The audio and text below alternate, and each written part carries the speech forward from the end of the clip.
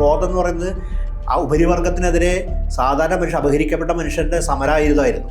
അതിൻ്റെ ഭാഗമായിട്ട് പക്ഷേ അതൊക്കെ അടിച്ചമർപ്പെടുമ്പോൾ ക്രോധത്തെ ഉപയോഗിക്കുന്ന പോലെ വലതുപക്ഷ നേതാക്കൾ അവരുപയോഗിക്കുന്ന മുഴുവൻ ഈ അപരന്മാർക്കെതിരെ വംശീയമായി ഉപയോഗിക്കപ്പെടും. നമ്മൾ കാണുന്ന കാര്യം ഈ കമ്മ്യൂണിസത്തിൻ്റെ തകർച്ച ശേഷം ലിബറൽ ഡെമോക്രസിയുടെ ഒരു ആരവത്തിന് ശേഷം പിന്നീട് കാണുന്ന ഈ ലോകം മുഴുവൻ വ്യാപകമാകുന്ന ക്രോധമാണ്. രംഗത്ത് വന്നു. അതാണ് ട്രംപ് ചെയ്തിട്ടുള്ള കാര്യം. ഞങ്ങൾ ഇങ്ങനെയാണ് കാര്യം, അധിനിവേശങ്ങളുടെ ഉദ്ദേശം ഞങ്ങൾ ചെയ്തിരിക്കും. അംബേദ്കർ നോക്കുകയാണെങ്കിൽ പാശ്ചാത്യ ലിബറൽ ട്രഡീഷനിൽ ശരി ഗാന്ധിയെ പോലെ നെഹ്റുവിനെ പോലെയൊക്കെ വ്യത്യസ്തമായിട്ട് ആ ലിബറൽ ട്രഡീഷൻ ട്രെയിൻഡ് ആയിട്ടുള്ള ഫിലോസഫിക്കലി ട്രെയിൻഡ് ആയിട്ടുള്ള ആളാണ്. ഈ ഇന്ത്യൻ വംശീയതയിൽ ആൾക്കൂട്ട കൊലപാതകം ഈ ജാതി വ്യവസ്ഥയുടെ ഭാഗമായിരുന്നു. പക്ഷേ ഇന്ന് നമ്മളത് കാണുമ്പോൾ പ്രതികരിക്കുന്ന ഒരു സമൂഹം കൂടി ഉണ്ടാവുന്നുണ്ട്. ഇതില്ലാത്ത ആർക്കാണെന്നറിയാം, നമ്മുടെ രാഷ്ട്രീയക്കാർക്കും അവർക്കില്ല. 21ാം നൂറ്റാണ്ടിലെ ആഗോള ചിന്തകരിൽ വളരെ പ്രധാനപ്പെട്ട പേരാണ് പങ്കജ് മിശ്രയുടേത്. ഝാൻസിയിൽ ജനിച്ച് ഡൽഹിയിൽ JNUവിൽ പഠിച്ച് ഇന്ത്യയിലെ പ്രസിദ്ധീകരണങ്ങൾ എഴുതി ആഗോളതലത്തിൽ വളരെ പ്രശസ്തമായിട്ടുള്ള നിലയിൽ ലേഖനങ്ങളും പഠനങ്ങളും പുസ്തകങ്ങളുമായിട്ട് അദ്ദേഹം മുന്നേറിക്കൊണ്ടിരിക്കുകയാണ്. സാധാരണമായിട്ടുള്ള ചിന്താശേഷിയുള്ള ഒരാൾ എന്നാണ് അദ്ദേഹത്തെക്കുറിച്ച് പറയുന്നത്. അദ്ദേഹത്തിൻ്റെ സമീപകാലത്തൊരു പുസ്തകം ദ ഏജ് ഓഫ് ആങ്കർ, അതിനെ അദ്ദേഹം വിശേഷിപ്പിക്കുന്നത് A history of the present എന്നാണ്. അതായത് 21ാം നൂറ്റാണ്ടിൻ്റെ ചരിത്രമാണ് തൻ്റെ പുസ്തകം. ഏജ് ഓഫ് ആങ്കർ, ക്രോധത്തിൻ്റെ യുഗം എന്നാണ് ആ പുസ്തകത്തിന് അദ്ദേഹം പേരിട്ടത്.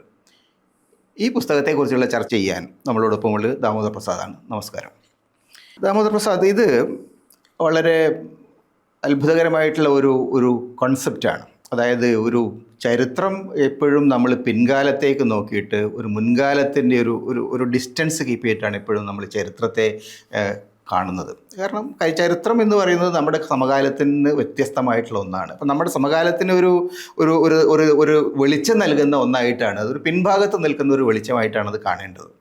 പക്ഷേ പങ്കജ് മിശ്രയെ പോലൊരാൾ സമകാലത്തിനൊരു ചരിത്രം എഴുതാൻ ശ്രമിക്കുന്നു. അദ്ദേഹത്തിൻ്റെ പ്രധാനപ്പെട്ട തിസീസുകളിലൊന്ന് ഇന്നത്തെ ലോകത്തിൻ്റെ പ്രതിസന്ധിയുടെ കാരണം, ഈ പ്രതിസന്ധിയെക്കുറിച്ച് സംസാരിക്കുന്ന, ഈ പ്രതിസന്ധിയുടെ പേരിൽ ലോകത്തെ സാധാരണ ജനങ്ങളുടെ, പ്രത്യേകിച്ച് മൂന്നാം ലോക രാജ്യങ്ങളിലെ ജനങ്ങളുടെ നേരെ അതിക്രമങ്ങൾ നടത്തുന്ന പാശ്ചാത്യ ലോകവും അതിൻ്റെ സാംസ്കാരികവും സാമ്പത്തികവും നൈതികവുമായിട്ടുള്ള തകർച്ചയാണ് എന്നുള്ള ഒരു തിസീസിലാണ് അദ്ദേഹം പുസ്തകം വരുന്നത്. ഈ നിലപാടിനെക്കുറിച്ച് താങ്കൾ എന്ത് പറയുന്നു? എല്ലാ പാശ്ചാത്യ ലോകമാണ് പ്രശ്നം എന്ന മട്ടിലുള്ള ഈ നിലപാട് എത്രത്തോളം ശരിയാണ്? പങ്കജ് മിശ്രയുടെ സാറേ പുസ്തകം പരിചയപ്പെടുത്തിയ പോലെ ഇത് വർത്തമാനത്തിൻ്റെ ചരിത്രമാണ്. വർത്തമാന ചരിത്രം പങ്കജ് മിശ്ര എന്ന് പറഞ്ഞ ചിന്തകൻ, ഇന്ത്യൻ ചിന്തകൻ എന്ന് പറയാം, അന്വേഷിക്കുന്നത് പാശ്ചാത്യ ജ്ഞാനോദയത്തിലാണ്.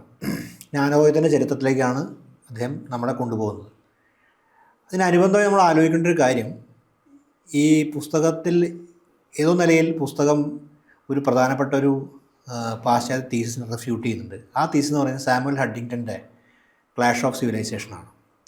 അതാണ് കുറേ കാലം ഗവേൺ ചെയ്ത, ലോകത്തെ ഇന്നും ഗവേൺ ചെയ്യുന്ന പാശ്ചാത്യ ചിന്തയെ, പ്രതി അമേരിക്കൻ ചിന്തയെ ഗവേൺ ചെയ്യുന്ന ഒരു ആശയമാണ്. അതിൻ്റെ ഫോറിൻ പോളിസി തലത്തിൽ ഗവേൺ ചെയ്യുന്ന ആശയം ക്ലാഷ് ഓഫ് സിവിലൈസേഷൻ. അത് ഭയങ്കര ഏതൊക്കെ തലം ഇസ്ലാം വിരുദ്ധമാണ്. അത് പാശ്ചാത്യേതര സമൂഹത്തെ മുഴുവൻ ഒരു അധകൃതവുമായിട്ടുള്ള അല്ലെങ്കിൽ യാതൊരു ഉത്തരവാദിത്തരഹിതമായിട്ടുള്ള ഒരു സംസ്കാരമായിട്ടാണ് കാണുന്നത്.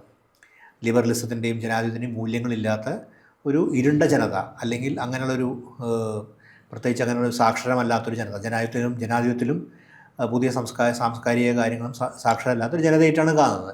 അതാണ് ക്ലാഷ് ഓഫ് സിവിലൈസേഷൻ. അതിലൂടെ തന്നെ ഫുക്കോയാമയുടെ എൻഡ് ഓഫ് ഹിസ്റ്ററി വരുന്നത്. ഇതിനെതിരെ പ്രതികരണങ്ങൾ ഇടതുപക്ഷ ഭാഗത്തുണ്ട്. ഇപ്പോൾ ഉദാഹരണത്തിന് മറുപടിയായിട്ടാണ് താരിഖ് അലിയുടെ ക്ലാഷ് ഓഫ് ഫണ്ടമെൻ്റലിസം എന്ന പുസ്തകം വരുന്നത്. പക്ഷേ അതിൽ താരിഖ് അലി ഈ ലോജിക്കിനെ ബ്രേക്ക് ചെയ്യുന്നില്ല. കാര്യം ഫണ്ടമെൻ്റലിസം തമ്മിലുള്ള ക്ലാഷ് ആക്കിയിട്ടാണ് അത് ഒരു പതിവ് ഇടതുപക്ഷ സെക്യുലർ കാഴ്ചപ്പാടിൻ്റെ അകത്താണ് താരിഖ് അലി പ്ലേസ് ചെയ്യുന്നത്. എന്നാൽ എഡ്വേർഡ് സയ്യിദിൻ്റെയൊക്കെ വലിയൊരു പാരമ്പര്യമുണ്ട്, പാശ്ചാത്യ പൗരസ്ത്യവാദത്തെ വിമർശിച്ചുകൊണ്ട്. ആ പാരമ്പര്യത്തിൽ നിൽക്കുന്ന ആളാണ് പങ്കജ് മിശ്ര. ഈ റൂട്ട് കോസ്, നമ്മുടെ ഇന്നത്തെ കാലം കാണുന്ന ആങ്കറിന്, പ്രത്യേകിച്ച് പാശ്ചാത്യേതര സമൂഹത്തിൽ വ്യാപകമായിരുന്ന ഒരു ആങ്കറിൻ്റെ സ്വഭാവം എന്താണ്, ആ ആങ്കറിന് എന്താണ് കാരണം, ആ ആങ്കർ എങ്ങനെയൊക്കെ തന്നെയാണ് അതിൻ്റെ തന്നെ ഒരു സ്വഭാവം പാശ്ചാത്യ രാജ്യങ്ങളിൽ പ്രകടമാവുന്നത് എന്നത് തത്വചിന്തയുടെയും ഒരുപാട് പോലെ തന്നെ പല ഇൻസ്റ്റൻസുകളും കൂട്ടിയതാണ് പറയുന്നത്. അപ്പോൾ അതിന് പ്രധാനപ്പെട്ട തീസിസ് എനിക്ക് തോന്നാനും പാശ്ചാത്യ ജ്ഞാനോദയം, എൻലൈറ്റ്മെൻ്റ് എന്ന് വിളിക്കുന്ന, ലോകം മുഴുവൻ നമ്മൾ പാടിപ്പോകുന്ന എൻലൈറ്റ്മെൻറ്റിൻ്റെ അകത്ത് തന്നെയാണ് ഈ ആധുനികതയുടെ ആവിർഭാവത്തിൽ തന്നെയാണ് ഒരു അതറിങ് നടത്തിയിട്ട്. ആ ആധുനികത എന്ന് പറയുന്നത് അതാണ് മുതലാളിത്തത്തെ സൃഷ്ടിക്കും. ആ മുതലാളിത്തം ഒരുപാട് ഡിസ്പോസസ്ഡ് ആയിട്ടുള്ള ജനവിഭാഗം സൃഷ്ടിക്കും. ആ ആങ്കറാണ് ഇന്ന് പല രൂപത്തിലും കാണുന്നത്. ഒരു ഭാഗത്ത് അതാണ്. മറുഭാഗത്ത് ഈ ആങ്കർ പാശ്ചാത്യ സമൂഹത്തിനും ആദ്യഘട്ടത്തിൽ എൻലൈറ്റ്മെൻറ്റ് ഭാഗമായിട്ട് പ്രകടമായി.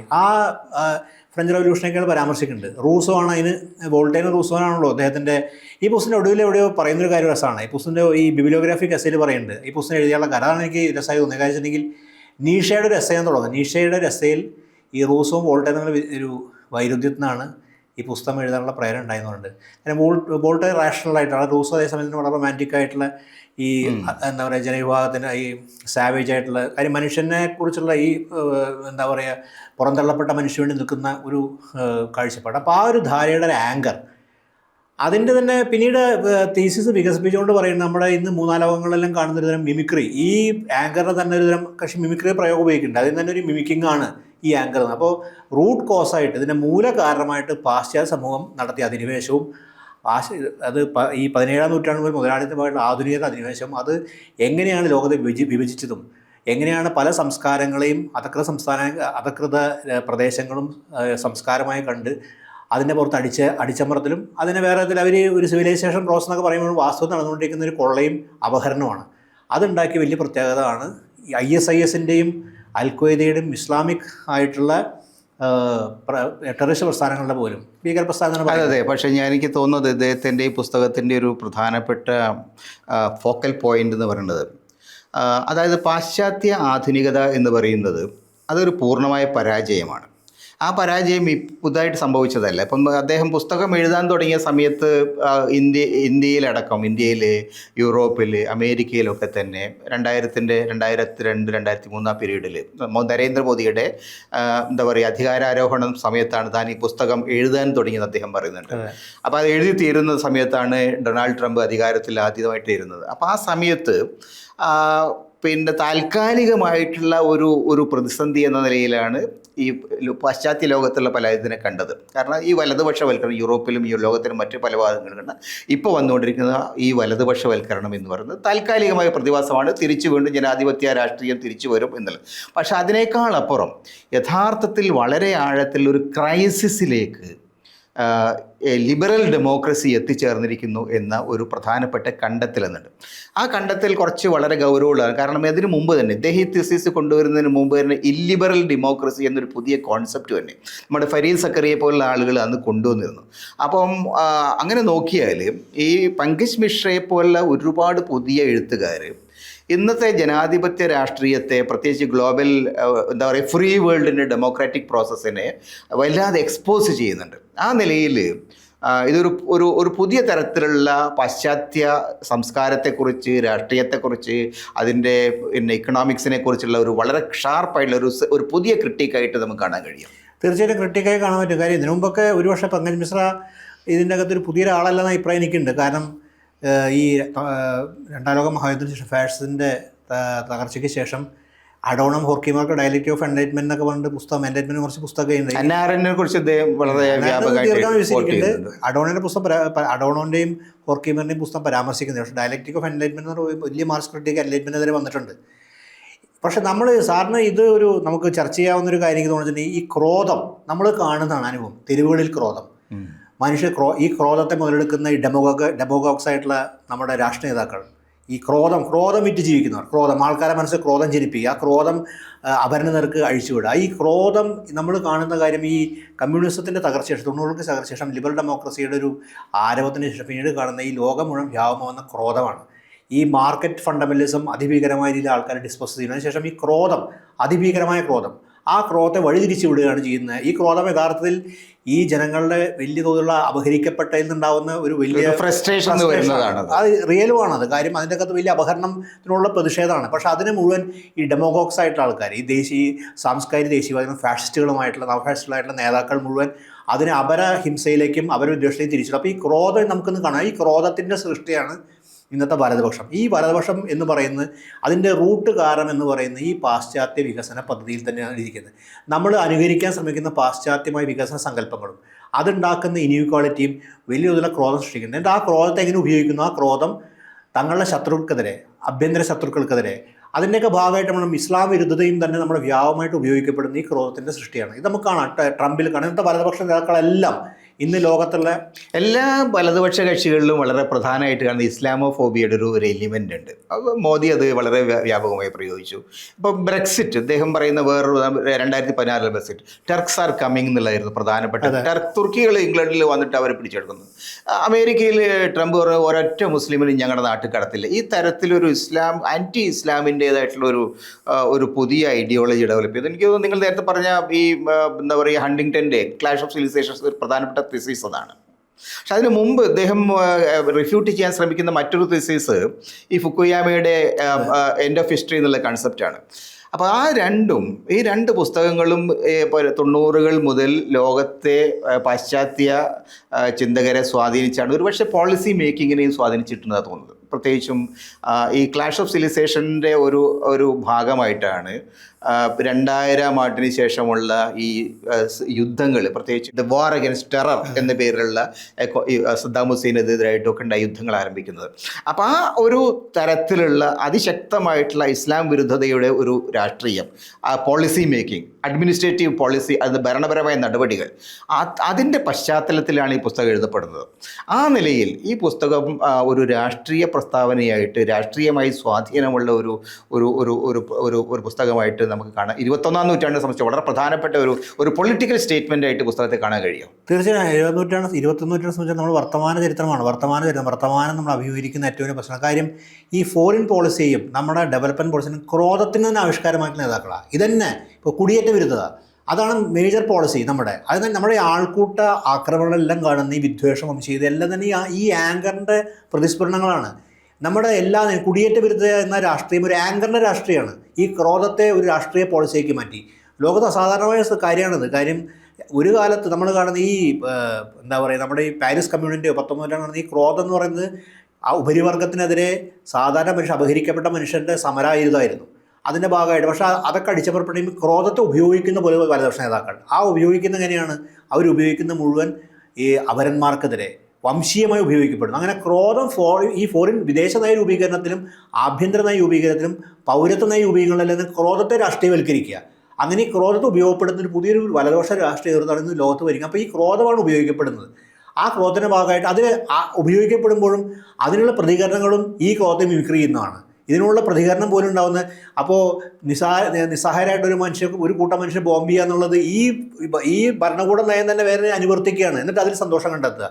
ഇതിലൊരു രസകരമായിട്ടൊരു മുഹൂർത്തം ഈ പുസ്തകത്തിലേക്ക് തോന്നിയ കാര്യം വെച്ചിട്ടുണ്ടെങ്കിൽ, ഈ 93 വേൾഡ് ട്രേഡ് സെൻറ്റർ ആക്രമണത്തിലെ റംസി യൂസഫും ഒക്ലോമ ബോംബ് ആക്രമണം നടത്തിയ പാശ്ചാത്യക്കാരനായ ഈ ഗൾഫ് വാറിൽ പങ്കെടുത്ത മെക്വി ആയിട്ടുള്ള ബന്ധം പറയും. ഇവർ രണ്ടൊരു പ്രസിഡന്റ് കണ്ടെത്തുകയും ഇവർ ഒരേപോലെ ആശയം പങ്കിടുക. ഈ വംശീയവാദിയുടെ മെക്വിയും ഇസ്ലാമിക് ഇതിനു വേണ്ടി നിലനിന്നിരുന്ന ഈ റംസി യൂസഫും ഒരേ ആശയം പങ്കിടുകയാണ്. നമ്മൾ ചെയ്യുന്നത് ശരിയാണെന്നും നമ്മളൊരു ക്രോധത്തെയാണ് ആവിഷ്കരിച്ചത്, അപഹരിക്കപ്പെട്ട ജനങ്ങളെ ക്രോധത്തെ ആവിഷ്കരിച്ചെന്നാണ് ഇവർ രണ്ടുപേരും പറയുന്നത്. രണ്ട് രാഷ്ട്രീയത്തിൽ പ്രശ്നങ്ങൾ, രണ്ട് വംശീയത പ്രശ്ന ആൾക്കാർ. അപ്പോൾ ഈ ക്രോധം എന്ന കാര്യത്തെയാണ് നമ്മളിന്ന് കാണുന്നത്. നമ്മുടെ ഇന്ത്യയിൽ തന്നെയല്ലേ സാർ? ഇത് യഥാർത്ഥത്തിൽ വളരെ പ്രധാനപ്പെട്ട ഒരു പ്രശ്നമാണ്. ഇന്ത്യയിൽ ഇപ്പോൾ ഏത് വിഷയം വന്നാലും ഉടനടി ബംഗ്ലാദേശികളുടെ നേരെയാണ് പിന്നെ ആക്രമണം കുന്തമുന വരുന്നത്, അല്ലെങ്കിൽ മറ്റു എവിടുന്ന് വരുന്ന അഫ്ഗാനികളോ ആ തരത്തിലുള്ള ആളുകൾ. അമേരിക്കയിലേക്ക് വരുന്ന ആളുകളോടാണ് ഇപ്പോൾ മതിൽ കെട്ടിയിട്ട് തടയാൻ പോവുക തുടങ്ങിയ വളരെ കോമാളിത്തരം പിടിച്ച നടപടികളിലേക്ക് അവർ പോകുന്നു. ബ്രിട്ടീഷുകാരെ സംബന്ധിച്ചിടത്തോളം തുർക്കികൾ വരുന്നതുകൊണ്ട് ഞങ്ങൾ പാലം വലിക്കുകയാണ്. യഥാർത്ഥത്തിൽ അവർ യൂറോപ്യൻ യൂണിയൻ്റെ ഭാഗമായിരുന്ന സമയത്ത് അവരുടെ സാമ്പത്തികമായിട്ടുള്ള വളർച്ച വളരെയേറെ മുമ്പോട്ട് വന്നതാണ്. പക്ഷേ ആ തരത്തിലുള്ള സാമ്പത്തിക നേട്ടങ്ങൾ വേണ്ടെന്ന് വെച്ചുകൊണ്ട് യൂറോപ്യൻ യൂണിയൻ്റെ എല്ലാ ബന്ധങ്ങളും അവർ കട്ട് ചെയ്യാൻ തീരുമാനിച്ചു. അപ്പോൾ ആ തരത്തിലാണ് ഈ ഒരു പുതിയ ലോകത്തിൻ്റെ ഒരു തരം എന്താ പറയുക മതിൽ കെട്ടി തിരിച്ചിട്ട് ഒരു ഉള്ളിൽ ഒളിച്ചിരിക്കുന്ന ഒരു പുതിയത്. അത് പാശ്ചാത്യ മോഡേൺ എന്താ പറയുക എൻലൈറ്റൻമെൻറ്റിൻ്റെ ഒരു പൂർണ്ണമായ തകർച്ചയുടെ കാലമെന്ന്. West is finished. അപ്പോൾ ഫരീദ് സക്കറിയ പോലുള്ള ആളുകൾ എന്താ പറയുക അമേരിക്കയുടെ താഴോട്ട് ലോകം, the rise of the rest, മറ്റ് ലോകങ്ങളുടെ, മറ്റ് രാജ്യങ്ങളുടെ, മറ്റ് സമൂഹങ്ങളുടെ വളർച്ചയും ഈ ഒരു പുതിയ കാലഘട്ടത്തിൽ നമ്മൾ എങ്ങനെയാണ് ലോകരാഷ്ട്രങ്ങൾക്കിടയിലുള്ള പുതിയ രാഷ്ട്രീയത്തെ കണ്ട് പരസ്പര ആധുനികമായിട്ടുള്ള ആഗോള ബന്ധങ്ങളെ നമ്മൾ എങ്ങനെയാണ് ഇനി എന്താ പറയുക പ്രശ്നവൽക്കരിക്കേണ്ടത്? How do we perceive the coming world? ഇതിനകത്ത് സാറ് നിരീക്ഷിച്ചിട്ടുണ്ടാവില്ല. ഇപ്പോൾ ഒരുപക്ഷെ ഇതിൻ്റെ കൗതുകമായ കാര്യം പുതിയ വലതുപക്ഷ നേതാക്കൾ, ഇപ്പോൾ യൂറോപ്പിലും ട്രംപ് ഉൾപ്പെടെയുള്ള വലതുപക്ഷ നേതാക്കൾ ഇന്ത്യയിൽ നരേന്ദ്രമോദിയാണെങ്കിൽ തന്നെ ഇവർ കോൺസ്റ്റിറ്റ്യൂഷണൽ ലെവൽ മുമ്പ് ഒരു കാലത്ത് വെച്ചിട്ടുണ്ടെങ്കിൽ ഈ ആക്രമണങ്ങൾക്കെല്ലാം ഈ പാശ്ചാത്യ നേതാക്കൾ ഇപ്പോൾ ഒബാമ പോലുള്ള ആൾക്കാർ തീർച്ചയായിട്ടും ഉപയോഗിച്ച ജനാധിപത്യമായിരുന്നു. ഞങ്ങൾ ലിബറലിസ്റ്റിൻ്റെ ആൾക്കാർ, നിങ്ങൾക്കൊന്നും അതില്ല, അതുകൊണ്ട് നിങ്ങളെ അത് പഠിപ്പിക്കാൻ വേണ്ടി ജനാധിപത്യം ഞങ്ങൾ വരുന്നു. അപ്പോൾ ഈ വ്യാജം, ഈ കപട മുഖമായിരുന്നു. പക്ഷേ ഇന്ന് പുതിയ നേതാക്കൾക്ക് ഇതില്ല.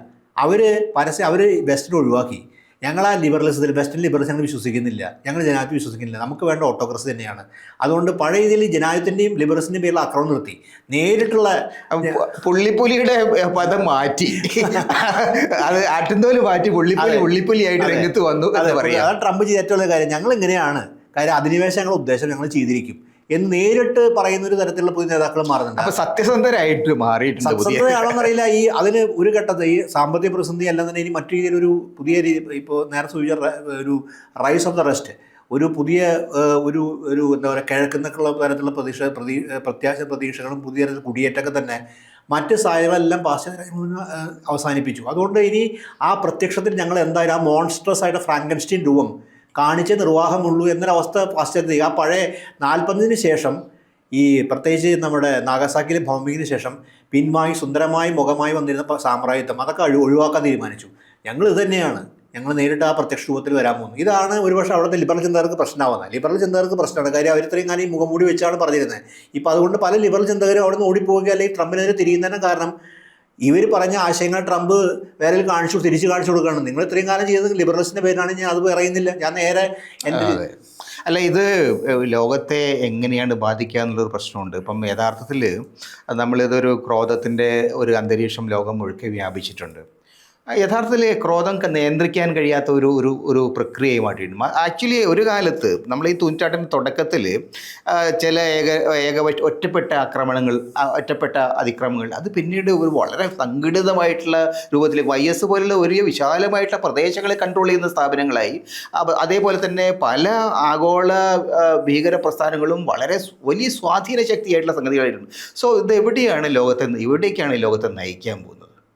അല്ല, നമ്മൾ നോക്കുകയാണെങ്കിൽ 20-ാം നൂറ്റാണ്ട് ഏതൊരു ഘട്ടത്തിൻ്റെ പ്രത്യാശ നിറഞ്ഞ ലോകത്തെക്കുറിച്ച പ്രതീക്ഷകളൊക്കെ ഏതാണ്ട് അസ്തമിച്ച് കഴിഞ്ഞിട്ടുണ്ട്. അങ്ങനെയുള്ള പ്രസ്ഥാനങ്ങൾ നിൽക്കുന്ന കാര്യം, അങ്ങനെ ഒരു പൊളിറ്റിക്കൽ മൂവ്മെൻറ്റുകൾ, പ്രത്യാശയുടെ പൊളിറ്റിക്കൽ മൂവ്മെൻറ്റ്, ഈ രീതിയിലുള്ള സെക്ടേറിയൻ പൊളിറ്റിക്സും മറ്റു രീതിയിലെ ഈ പ്രത്യാക്രമണത്തിൻ്റെ പൊളിറ്റിക്സും ഒക്കെ തന്നെയുള്ളൂ. ഇപ്പോൾ ഉദാഹരണത്തിന് അമേരിക്കൻ സാമ്രാജ്യത്തെ എതിർക്കുന്ന പ്രധാനമായിട്ടും ഇസ്ലാമായി ബന്ധപ്പെട്ട് അല്ലെങ്കിൽ അങ്ങനെയുള്ള ഈ ചെറുത്തുനിൽപ്പ് എന്ന് പറയുന്നത് ഭീകര സംഘടനയാണ് നടക്കുന്നത്. അപ്പോൾ അവരെ സംബന്ധിച്ചിടത്തോളം അതൊരു പുതിയൊരു വേൾഡിനെ കുറിച്ച്, സമത്വ സുന്ദരമായ ലോകത്തെക്കുറിച്ച് പ്രതീക്ഷ നിർത്തിക്കൊണ്ടൊരു ഐഡിയോളജിയൊന്നും ഇന്നത്തെ ലോകത്ത് ഉണ്ടെന്നുണ്ട്. അതിൻ്റെ ഏതാണ് അസ്തമിച്ചു.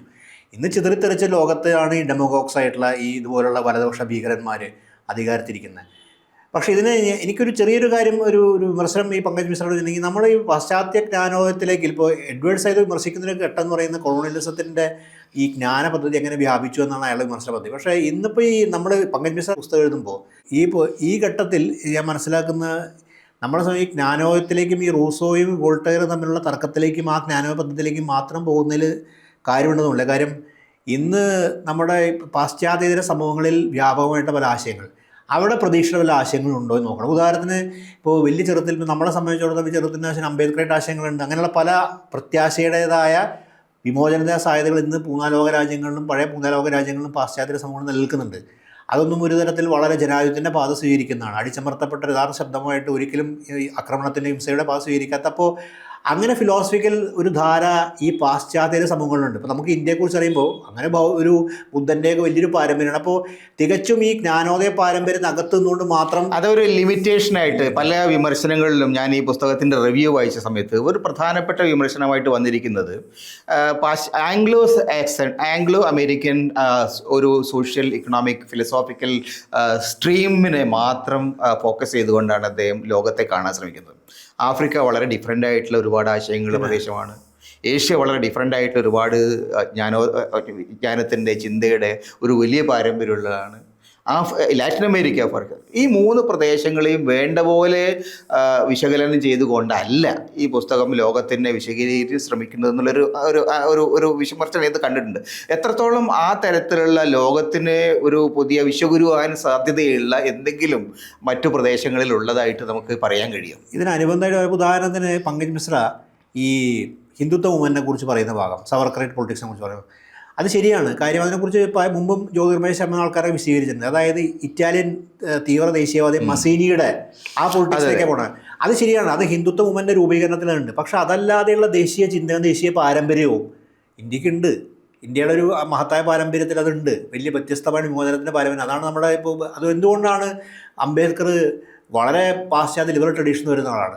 അംബേദ്കർ നോക്കുകയാണെങ്കിൽ പാശ്ചാത്യ ലിബറൽ ട്രഡീഷനിൽ ശരി ഗാന്ധിയെ പോലെ നെഹ്റുവിനെ പോലെയൊക്കെ വ്യത്യസ്തമായിട്ട് ആ ലിബറൽ ട്രഡീഷൻ ട്രെയിൻഡ് ആയിട്ടുള്ള ഫിലോസഫിക്കലി ട്രെയിൻഡ് ആയിട്ടുള്ള ആളാണ്.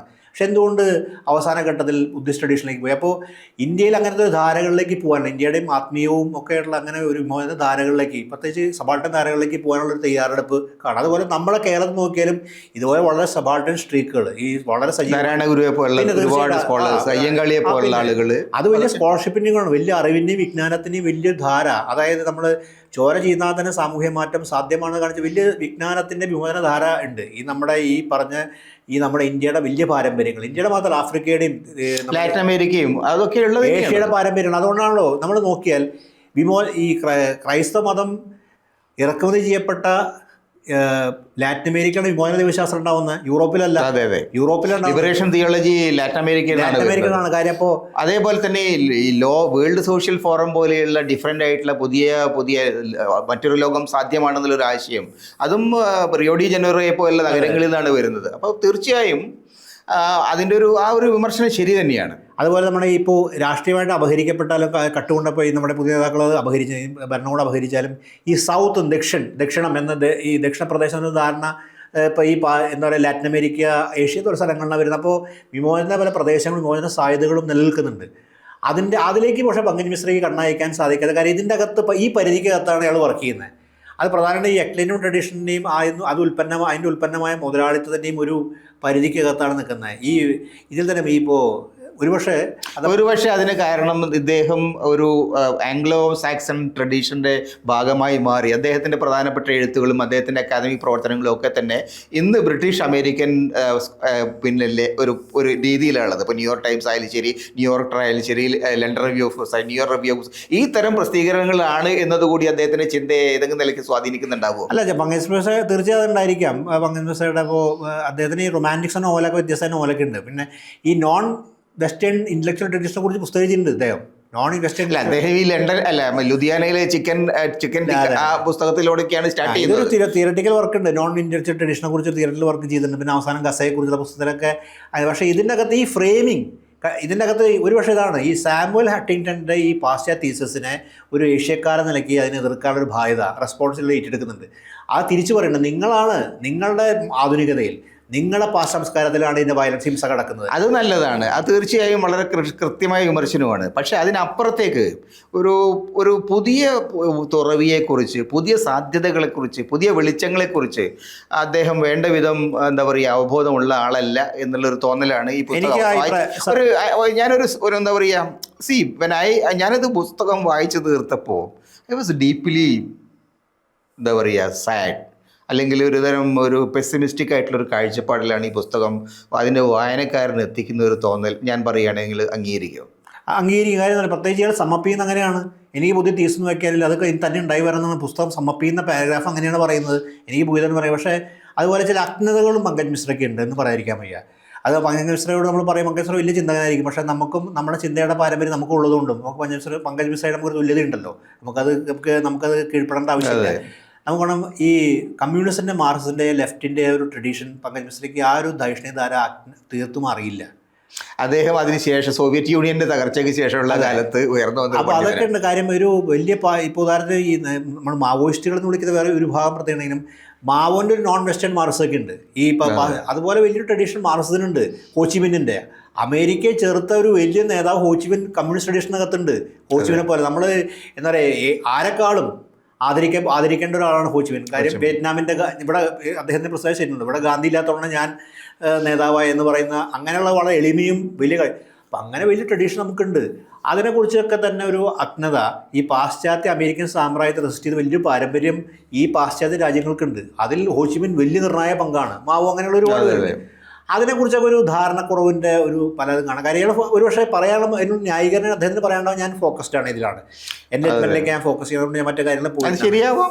പക്ഷെ ഞാൻ നേരത്തെ പറഞ്ഞ ലണ്ടൻ മുതൽ ന്യൂയോർക്ക് വരെയുള്ള ഒരു ലോകത്തിൻ്റെ ഭാഗമായിട്ട് നിന്നുകൊണ്ട് ലോകത്തെ വീക്ഷിക്കുന്നത് കൊണ്ടുമാവാം. എന്തായാലും ശരി, ഞാൻ ഇതിൻ്റെ അകത്ത് വേറൊരു ആംഗിളിലേക്ക് പോവുകയാണെങ്കിൽ ഇതേ തരത്തിൽ ലോകത്തെ, പ്രത്യേകിച്ച് അമേരിക്കൻ യൂറോപ്യൻ സംസ്കാരത്തെ, അതിൻ്റെ പൊളിറ്റിക്സിനെ, അതിൻ്റെ ഐഡിയോളജിയെ വിമർശിച്ചിട്ടുള്ളതാണ് എഡ്വേർഡ് സയ്യിദ്.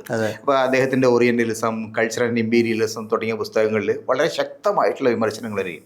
ഈ രണ്ട് ചിന്തകരെയും നിങ്ങൾ കമ്പയർ ചെയ്താൽ നിങ്ങൾ എങ്ങനെയാണ് അതിനെ അവർ രണ്ടുപേരെയും കമ്പയർ ചെയ്യുക? അല്ല, അത് എനിക്ക് തോന്നുന്നു ഞാൻ അങ്ങനെ പറയുന്ന സമയത്ത് എഡ്വേർഡ് സയ്യിദ് ഹൈറ്റ്സ് ഓഫ് എന്താ പറയുക ഒരു ഇൻ്റലക്ച്വലിസമാണ്. കാര്യം ഓർഗാനിക് ഇൻ്റലക്ച്വൽ എന്ന് പറയാവുന്ന ഒരു ജൈവ ബുദ്ധിജീവി എന്ന് പറയാവുന്ന കാര്യം പാലസ്റ്റീൻ കോസിനെതിരെ ഇസ്രായേൽ എംബസിക്കെതിരെ കല്ലെറിയാൻ രണ്ടുപേരും അത് ചെയ്യുന്നുണ്ട്. പലസ്തീൻ ഗസയുടെ കുറിച്ച് അദ്ദേഹം എഴുതിയിട്ടില്ല.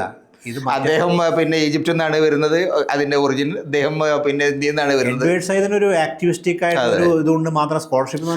ഞാൻ അവരെ കമ്പയർ ചെയ്യണമെന്നല്ല പറയുന്നത്. ഈ രണ്ട് തരത്തിലുള്ള രണ്ടുപേരും ആക്ച്വലി അവരുടെ സ്റ്റാർട്ടിങ് പോയിന്റ് ഒരു പൊളിറ്റിക്കൽ ഇക്കോണമി അല്ല അവരുടെ എന്താ പറയുക ആലോചനകളുടെ അടിത്തറ, മറിച്ച് സോഷ്യൽ ആൻഡ് കൾച്ചറൽ ആയിട്ടുള്ള മേഖല, ദർശനത്തിൻ്റെ മേഖലകളാണ്. ആ തരത്തിലൊരു അനാലിസിസ് എൻ്റെ പ്രശ്നത്തിലുള്ളൂ. ആ തരത്തിലൊരു അനാലിസിസ് ഇന്നത്തെ ലോകത്തിൻ്റെ കോൺട്രഡിക്ഷൻസിനെ, അതിൻ്റെ പ്രതിസന്ധികളെ ആക്ച്വലി അഡ്രസ്സ് ചെയ്യാൻ, എക്സ്പ്ലെയിൻ ചെയ്യുന്നതിന് മാത്രം സാധിക്കുമോ എന്നുള്ളതാണ് എൻ്റെ പ്രധാനപ്പെട്ട ചോദ്യം. അല്ല സാറേ, ഒരു കാര്യം കൂടി പറയാം. ഇപ്പോൾ ഓറിയൻ്റലിസം അല്ല, ഇപ്പോൾ എഡ്വേർഡ്സിൻ്റെ പാത്ത് വർക്കിംഗ് വർക്കാണ് ഓറിയൻ്റലിസം. അങ്ങനെ വർക്ക് അതിനെ റീപ്ലേസ് ചെയ്യുന്ന പോലെ വർക്കുണ്ട്. അത് അതിൻ്റെ അടുത്തൊന്നും ഒരുപക്ഷെ പങ്കെടുത്ത വർക്ക് വരില്ല. അതൊരു പാത്ത് ബ്രേക്കിംഗ് വർക്കാണ്.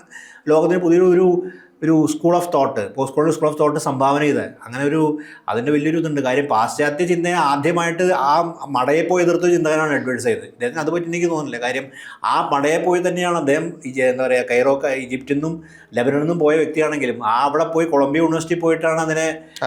അപ്പം അതിന് മാത്രമല്ല ആ സമയത്ത് പലപ്പോഴും അദ്ദേഹം ഗസയുടെ വേണ്ടി, പലസ്തീനു വേണ്ടി സമരരംഗത്ത് ഇറങ്ങിയിരുന്നു. കല്ലെറിയാൻ പോയിട്ടുണ്ടെന്ന് പോലും കല്ലേറിന് പോലും അദ്ദേഹം അഡ്വൈസർ ആയിരുന്നു.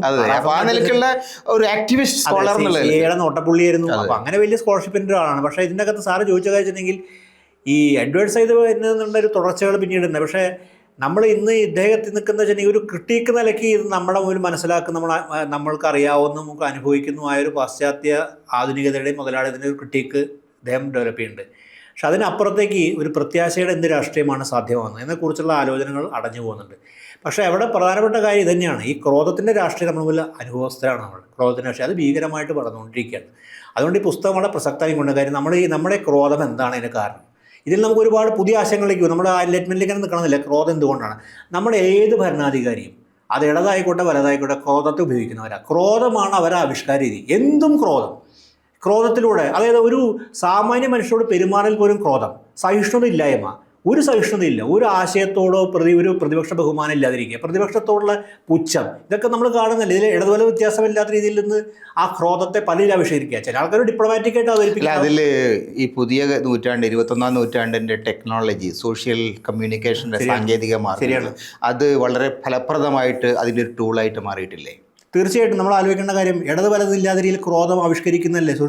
നിങ്ങൾ ശത്രു ഐഡൻറ്റിഫൈ ചെയ്യുന്നു, നിങ്ങൾ അദ്ദേഹത്തിന് നേർക്ക് നിറയൊഴിക്കുന്നു, സോഷ്യൽ മീഡിയയിൽ ചൂണ്ടിക്കാണിച്ചു കൊടുക്കുന്നു, ഇന്ന വ്യക്തി നമ്മുടെ ആശയത്തിന് എതിർക്കുന്നു അദ്ദേഹത്തിന്. പിന്നെ അസഹിഷ്ണുതയുടെ ഒരു പൊട്ടി ഒഴുക്കാണ്. അത് എന്തെന്നില്ലാത്ത ഇതിൽ പറയുന്നു, വളരെ മോശപ്പെട്ട വാക്കുകൾ ഉപയോഗിക്കുന്നു, എന്താ പറയുക, വളരെ ന്യായീകരണം വരുന്നു. അപ്പോൾ ഇതൊക്കെ ഒരു ആസൂത്രിതമായിട്ട് നടക്കണം. അപ്പോൾ ഈ ക്രോധത്തിൻ്റെ ഇത് ഉപയോഗിക്കുകയാണ്. ഇതാണ് ക്യാപിറ്റൽ. ഈ ആങ്കർ ക്യാപിറ്റലാക്കിയ നേതാക്കൾ നമ്മൾ കാണുന്നത്. ആങ്കറിനെ ക്യാപിറ്റലാക്കി മാറ്റുക. പണ്ട് സോഷ്യൽ ക്യാപിറ്റലൊക്കെ പറയുന്നത് ആങ്കറിനെ ക്രോധത്തിന് മൂലധനാക്കി മാറ്റി. ഇന്നത്തെ ഏറ്റവും വലിയ ഗ്ലോബൽ ക്യാപിറ്റലിസ്റ്റ് കമ്പനികൾ, മെറ്റ ആയാലും ശരി, ഗൂഗിൾ ആയാലും ശരി, അവരുടെയൊക്കെ മൂലധനം നിങ്ങളുടെ ആങ്കറാണ്. അപ്പോൾ എൻ്റെ അവസാനത്തെ ചോദ്യം ഇതാണ്. നമ്മൾ ഈ ലോകം വളരെ നമ്മൾ 21ാം നൂറ്റാണ്ട് വന്ന സമയത്ത് ഈ എന്താ പറയുക ക്ലാഷ് ഓഫ് പിന്നെ ഈ ഹിസ്റ്ററി അവസാനിക്കുകയാണ്. കാരണം ചരിത്രത്തിൽ സംഘർഷങ്ങളില്ല, പിന്നെ ചരിത്രത്തിൻ്റെ ആ തരത്തിലുള്ളൊരു മുന്നേറ്റം ഉണ്ടാവില്ല. അപ്പോൾ അതിൽ നിന്ന് വ്യത്യസ്തമായിട്ട് പൂർണ്ണമായിട്ടും സംഘർഷമയമായിട്ടുള്ള ഒരു ലോകത്തേക്കാണ് നമ്മൾ കടന്നത്. മാത്രമല്ല ഈ സംഘർഷത്തെ എക്സാജറേറ്റ് ചെയ്യുന്ന, ശക്തിപ്പെടുത്തുന്ന ശാസ്ത്ര സാങ്കേതിക വിദ്യകളും വന്നു. നേരത്തെ ആദ്യം ഇൻ്റർനെറ്റ് വന്ന സമയത്ത് ഇൻ്റർനെറ്റ് ഡെമോക്രസിയെ ശക്തിപ്പെടുത്തും, ജനങ്ങൾ തമ്മിലുള്ള ഭിന്നതകൾ മാറ്റിയിട്ട് ഒരു ലെവൽ പ്ലേയിങ് ഫീൽഡ് അമേരിക്കയിലിരിക്കുന്നവരും ഏറ്റവും ഗ്രാമങ്ങളിലിരിക്കുന്നവരും ഉണ്ടാക്കി കൊടുക്കും എന്നൊക്കെ പറഞ്ഞെങ്കിലും അത് കൂടുതൽ അഗ്രവേറ്റ് ചെയ്യുന്ന ഒരു അന്തരീക്ഷമാണ്. സോ എന്നീ ലോകത്തിൻ്റെ ഭാവിയെക്കുറിച്ച് താങ്കളുടെ ഒരു വായനയുടെ അടിസ്ഥാനത്തിൽ, ഞാൻ ഈ പങ്കജ് മിശ്രയുടെ പുസ്തകത്തിൻ്റെ അടിസ്ഥാനത്തിലല്ല, താങ്കളുടെ പൊതു വായനയുടെ അടിസ്ഥാനത്തിൽ താങ്കൾ എങ്ങനെയാണ് ഈ ലോകത്തിൻ്റെ ഭാവിയെ കാണുന്നത്? അതല്ല, നമ്മളെ സംബന്ധിച്ചിടത്തോളം സാർ പറഞ്ഞതിൽ ഇതുണ്ട്. കാര്യം അറബ് സ്പ്രിംഗ് പോലുള്ള പല മൂവ്മെൻറ്റ്സ് ഉണ്ടെങ്കിലും പ്രതീക്ഷാ നിർഭരമായിട്ടുള്ള ഭാവി വെച്ചിട്ടുണ്ടെങ്കിൽ പുതിയ ഇപ്പോൾ ജൻസിയൊക്കെ ക്രോധത്തെ തന്നെ വേറെ രീതിയിൽ ആവിഷ്കരിക്കുന്നുണ്ടെങ്കിലും ഇപ്പോൾ വലിയ പോലെ ക്ലൈമറ്റ് ചേഞ്ചിൻ്റെ ഇപ്പോൾ നമ്മുടെ കാലാവസ്ഥ വ്യതിയാന പ്രശ്നാനുഭവസ്ഥരാണ്. ഇതൊക്കെ തന്നെ പുതിയ രീതിയിൽ നമ്മൾ പുതിയൊരു സഹകരണാത്മക ജീവിതത്തെക്കുറിച്ച് നമ്മൾ നേരിടുന്ന വലിയ ഇപ്പോൾ ഉദാഹരണം നമ്മൾ ഫ്ലഡ്, ഇത് ഇവിടെ മാത്രമല്ല എന്നാ ഒരു അതിനെക്കുറിച്ച് പുസ്തകമുണ്ട്. ഈ അമേരിക്കയിൽ ഫ്ലഡ് ഉണ്ടായപ്പോൾ പൊതുസമൂഹം ആക്റ്റീവായി, എല്ലാവരും ഒരുമിച്ചു, എല്ലാ വർണ്ണവ്യത്യാസങ്ങളും പറഞ്ഞ് ഒരുമിക്കേണ്ടി വന്നു. അപ്പോൾ ഇന്നത്തെ പുതിയ സമൂഹം അഭിമുഖീകരിക്കുന്ന പ്രതിസന്ധികൾക്ക് മുമ്പിൽ നമ്മൾ ആദ്യം മനുഷ്യനെ പോലെ ഒരുമിക്കാൻ നിർബന്ധിതമാണ്. കാര്യം അതിനെ അതിജീവിക്കാനായിട്ട് നമുക്ക് ഒരുമിച്ചേ പറ്റൂ. കാര്യം അത്രമാത്രം പ്രതിസന്ധികൾ നമ്മുടെ കാലാവസ്ഥ സൃഷ്ടിക്കും. അപ്പോൾ അങ്ങനെയുള്ള ഈ പ്രതിസന്ധികൾ വേറെ ഒരു ഐക്യം കൊണ്ടുവരുന്നുണ്ട്. ഇപ്പോൾ കുടിയേറ്റക്കാരുടേതായ ഒരു ഐക്യം, സോളിഡാരിറ്റി വരുന്നുണ്ട്. ആ ഐക്യമൊക്കെ തന്നെ പുതിയ രീതിയിൽ ലോകത്തെ വിഭാവനം ചെയ്യാൻ പുതിയൊരു ലോക മാപ്പിനെ തന്നെ, പുതിയൊരു ലോകത്തിനെ, പുതിയൊരു ജോഗ്രഫീനെ ഒരു പുതിയ തരത്തിലുള്ളൊരു ഭൂമിശാസ്ത്രത്തെയും പുതിയൊരു മാപ്പിനെ തന്നെ വിഭാവനം ചെയ്യാൻ നമുക്ക് സാധ്യതയുണ്ട്. അപ്പോൾ അങ്ങനെ ഒരു ഹൊറിസോണ്ടലായിട്ടുള്ള ഒരു ലോകത്തെക്കുറിച്ചും ഹൊറിസോണ്ടൽ റിലേഷനെ കുറിച്ചുള്ള ആലോചനയുടെ ഒരുപാട് സാധ്യത. പോലെ കാരണം നമുക്ക് ആ മൂവ്മെൻ്റൊക്കെ വരുന്നത് കീഴാള ജനതയുടെ ഭാഗത്ത് നിന്ന്, ആദിവാസി ജനത, ഗോത്രവിഭാഗങ്ങൾ, സ്ത്രീകൾ, അങ്ങനെയുള്ള മൂവ്മെൻറ്റ് എന്നൊക്കെ വളരെ പതുക്കെ അത് നമ്മുടെ കോൺഷ്യസിനെ മാറ്റുന്നുണ്ട്. തീർച്ചയായിട്ടും പഴയ പോലെ അപ്പോൾ നമുക്ക് ഈ ആൾക്കൂട്ട കൊലപാതകം നമ്മൾ പറയുന്ന കാര്യം, ഈ ആൾക്കൂട്ട കൊലപാതകം ഇന്ത്യൻ ചരിത്രത്തിൽ പുതിയ കാര്യമല്ല. ഈ ഇന്ത്യൻ വംശീയതയിൽ ആൾക്കൂട്ട കൊലപാതകം ഈ ജാതി വ്യവസ്ഥയുടെ ഭാഗമായിരുന്നു. പക്ഷേ ഇന്ന് നമ്മളത് കാണുമ്പോൾ പ്രതികരിക്കുന്നൊരു സമൂഹം കൂടി ഉണ്ടാവുന്നുണ്ട്. ഞാൻ പറഞ്ഞ ആൾക്കൂട്ട കൊല ന്യായീകരിക്കുകയോ എന്നൊന്നുമല്ല, അത് നമ്മൾ പക്ഷേ ഒരു തിരിച്ചറിവിൻ്റെ ലോകം എങ്ങനെയൊന്നു ആ ഒരു സാമൂഹിക രാഷ്ട്രീയം നമുക്ക് പുതിയ തിരിച്ചറിവ് നൽകുന്നുണ്ട്. സാമൂഹ്യ നീതിയുടെ രാഷ്ട്രീയം, പ്രത്യേകിച്ച് 80-കൾക്ക് ശേഷം അവസാനത്തോടെ വന്നൊരു സാമൂഹ്യ നീതിയുടെ രാഷ്ട്രീയം നമുക്ക് പുതിയ ഇതില്ലാത്ത ആർക്കാണെന്നറിയാം. നമ്മുടെ കർഷക രാഷ്ട്രീയക്കാർക്കും അങ്ങനെ അവർക്കില്ല. അവരിതിനെക്കുറിച്ച് ഇപ്പോഴും അജ്ഞനാണ്. പക്ഷേ സമൂഹം മെല്ലെ മെല്ലെ ഇതിലേക്ക് വരുന്നുണ്ട്. അതുകൊണ്ടാണ് പല വിഷയങ്ങൾ റിപ്പോർട്ട് ചെയ്ത് നമ്മൾ ചർച്ച ചെയ്തത്. അപ്പോൾ അതിൻ്റെ ഒരു പ്രതീക്ഷ എനിക്ക് തോന്നുന്നു വരും എന്നുള്ളതാണ്. അപ്പം ടിന എന്നുള്ളത് ദർ ഇസ് നോ ഓൾട്ടർനേറ്റീവ് ഉള്ളല്ല, അനദർ വേൾഡ് ഈസ് പോസിബിൾ എന്ന പോസിബിൾ ആണ് എപ്പോഴും. അതുണ്ടായിരിക്കും. അതില്ലാതെ നമുക്ക് മനുഷ്യർക്ക് അതിജീവിക്കാൻ കാര്യം നമ്മൾ ആന്ത്രോപോസ് ഇന്ന് വാക്ക് തന്നെ കണ്ടുപിടിച്ചു. കാര്യം മനുഷ്യൻ തന്നെയാണ് എൻ്റെ കേന്ദ്ര പ്രശ്നം. ഒരു കാലത്ത് മനുഷ്യനായിരുന്നു ലോകത്തെ വിമോചനത്തിൻ്റെ ഏറ്റവും വലിയ, പക്ഷേ മനുഷ്യൻ തന്നെ ഒരു പ്രശ്നമാണ് തിരിച്ചറിയുന്നത് നമ്മുടെ 22 അതായത് യുവാൽ ഹരാരിയുടെ സാപ്പിയൻ്റെ ഒരു പുസ്തകത്തിൽ ഇതിൻ്റെ അവസാനം അത് പുള്ളിയെ പറയുന്നത് മനുഷ്യൻ സൂപ്പർമാൻ എന്ന കോൺസെപ്റ്റിലേക്ക് പോകും. മനുഷ്യൻ ഇല്ലാതാവും, പക്ഷേ സൂപ്പർമാൻ വരും എന്നുള്ളതാണ്. അത് പക്ഷേ അടുത്ത തവണ ചർച്ച ചെയ്യാനുള്ളതാണ്. വളരെ നന്ദി ദാമോദർ.